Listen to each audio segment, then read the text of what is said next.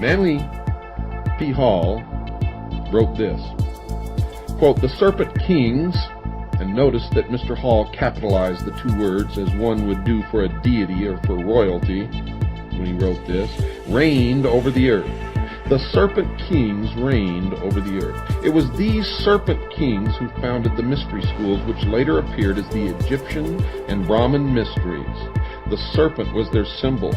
They were the true sons of light, and from them have descended a long line of adepts and initiates duly tried and proven according to the law, unquote. And the proper term is not Freemason, it's Freemason. It comes from the French, from the Knights Templar, and it literally means the sons of light. Another writer, Wilfred Gregson, informed his readers why Mr. Hall capitalized the two words serpent kings when he wrote, quote, "One symbol of great prominence throughout all ancient civilizations is the snake, or serpent, where it has symbolized divine wisdom," unquote. So Mr. Hall had reason to capitalize the words because he had discovered that the serpent represented divinity. Notice also, folks, that Mr. Gregson, even though he chose not to capitalize the word serpent, confirmed that Mr. Hall's use of the capital letter was correct when he stated that there was a connection between divine wisdom and the serpent. Mr. Hall, a 33rd degree Mason, made the same connection in these comments. Quote, "The serpent is true to the principles of wisdom, for it tempts man to the knowledge of himself," unquote. A serpent is often used by the ancients to symbolize wisdom. The symbol of the serpent has another concealed truth, according to Kenneth McKenzie, for he identified that truth in this quote when he described a brazen serpent. Quote, "It was a type of mediator and a promise of redemption," unquote.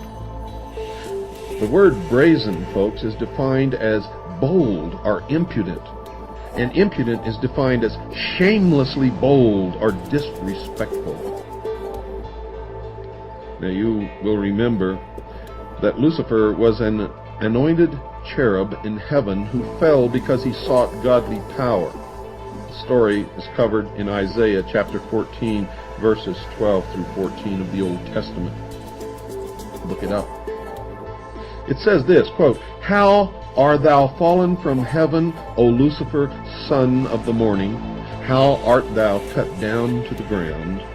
For thou hast said in thine heart, I will ascend into heaven, I will exalt my throne above the stars of God, I will be like the Most High," unquote. Therefore it can be safely said that Lucifer would be considered to be shamelessly bold and, of course, disrespectful. It appears that the brazen serpent could be Lucifer. Another author, John Anthony West, wrote a book entitled Serpent in the Sky, in which he also connected the serpent with wisdom, and he wrote this, quote, "The serpent represents intellect, the faculty by which man discriminates. There is a higher and a lower intellect. Thus, symbolically, there is a serpent that crawls, and the higher intellect, that which allows man to know God, the heavenly serpent, the serpent in the sky," unquote. The somewhat veiled worship of this serpent in the sky inside the Masonic lodges was alluded to by another Masonic writer, Kenneth McKenzie, for in his book entitled The Royal Masonic Cyclopedia, he wrote this, quote, "Among the charges preferred against the Order of Knights Templar, for which Jacques de Molay suffered martyrdom, was that of worshipping an idol or image called Baphomet. It has been suggested that Baphomet is none other than the Ancient of Days or Creator. More cannot be said here without improperly revealing what we, meaning the Masons, are bound to heal, conceal, and never reveal," unquote. So according to this Mason, the snake or serpent is somehow a symbol of the subject of the Masonic worship, and apparently this fact is the secret that the Masons cannot reveal to the rest of the world. A Christian minister Reverend Alexander Hislop wrote a book that included some discussion on the subject of serpent worship. And in that book, entitled Two Babylons, he explained that serpent worship was not something that is recent in time. It was an ancient practice. Quote, along with the sun, this symbol will be discussed later as the great fire god, and in due time identified with him, was the serpent worshipped. In the mythology of the primitive world, the serpent is universally the symbol of the sun. As the sun was the great enlightener of the physical world, so the serpent was held to have been the great enlightener of the spiritual by giving mankind the knowledge of good and evil, unquote. And according to the Bible, you know who gave man the knowledge of good and evil? Satan, Lucifer. He then discussed a coin minted in Tyre, the center of the ancient Phoenician culture. This coin was also the subject of an article in the September 1986 issue of the Good News magazine. It depicted a serpent entwined around a tree stump. To the left of the stump stood an empty cornucopia, and to the right a flourishing palm tree. The snake on the coin is the symbol of the powerful god whom the Romans called Esculapius. The name means the man instructing snake, or the snake that instructs man, and the article then reported, quote, in mythology, Aesculapius was believed to be the child of the sun, and thus the enlightener of mankind. As the legend goes, Aesculapius was ultimately struck down by a thunderbolt thrown by an angry Zeus, king of the gods, and cast into the underworld, unquote. The tree stump, folks, represented the fallen god and his ruined kingdom. In the mythologies of many ancient civilizations, the image of a fallen tree was used to symbolize the cutting off of a great god or hero, someone cut off in the midst of their power. You see, the snake on the coin was shown twisting itself around the dead stump, exerting its power in an attempt to restore his fallen kingdom. The cornucopia is an ancient symbol of plenty, but it was empty on the coin. This has been interpreted as meaning that the abundance had been cut off because the great God has been cut off.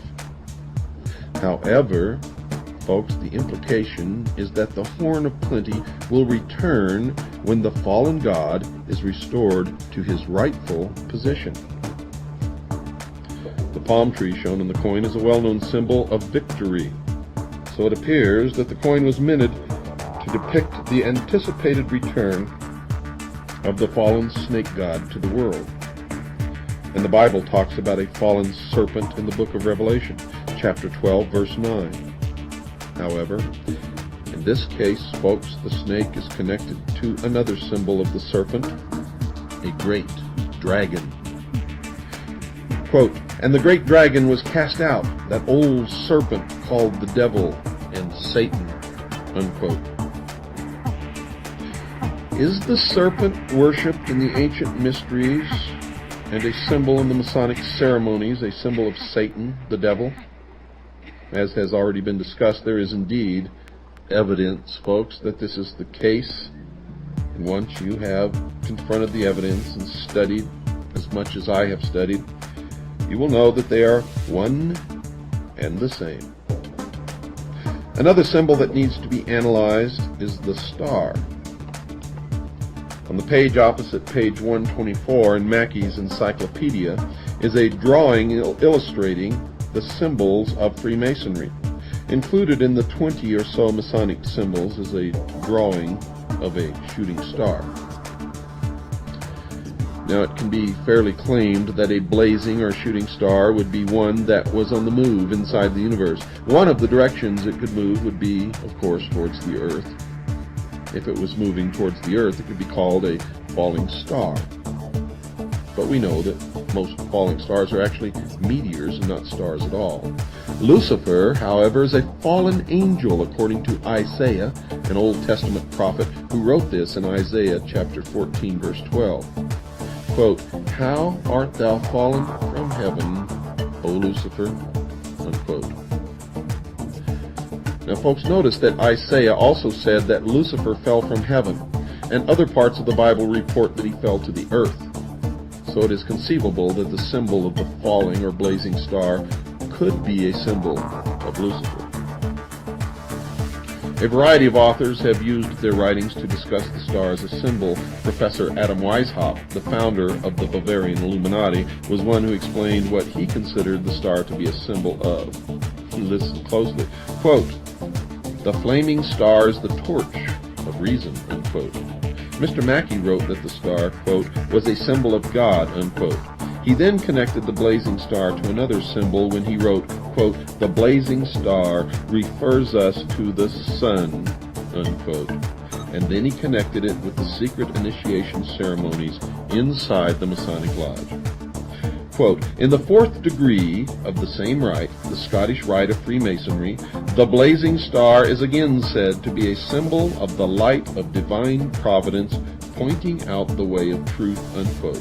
And Mr. Hutchins, the Masonic writer who has authored the recent book on Masonry, further interpreted the symbol of the star thusly, quote, "The star as a type of the myriad suns that light other countless systems of worlds is an emblem of that Masonic light in search of which every Mason travels, the correct knowledge of the deity and of his laws that control the universe," unquote.